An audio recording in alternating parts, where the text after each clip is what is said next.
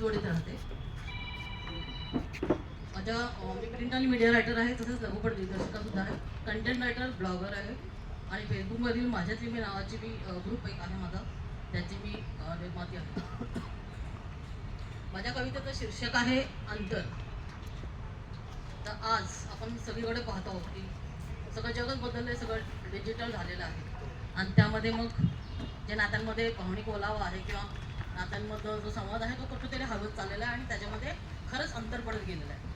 मग हे अंतर शेवटी नात्यांमध्ये येऊन ते अंतराचं काय होतं, ते नातं एकत्र येतं की समांतरशेत जातं आणि हे अंतर कशामुळं पडलं आहे त्याला अर्थातच कारणीभूत आहे तुमच्या सर्वांच्या हातात असणारा मोबाईल.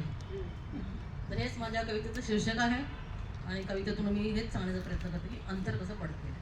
कवितेचं शीर्षक अंतर. कधी कधी अंतर मोजता येत नाही, कधी कधी अंतर मोजता येत नाही, ते साठून राहतं रिप्लाय न केलेल्या मेसेजमध्ये, वाट पाहत राहिलेल्या कॉलमध्ये, सॉरी बिझी होतो या शब्दामध्ये.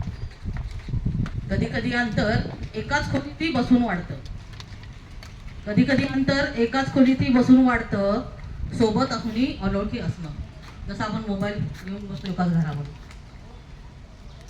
मग आपसूक वाढत जातं अंतर संवादामध्ये, मग आपसूक वाढत जातं अंतर संवादामध्ये. कधी कधी अंतर जवळ असूनही अडकून राहतं अबोल्यामध्ये, कधी कधी अंतर जवळ असूनही अडकून राहतं अबोल्यामध्ये.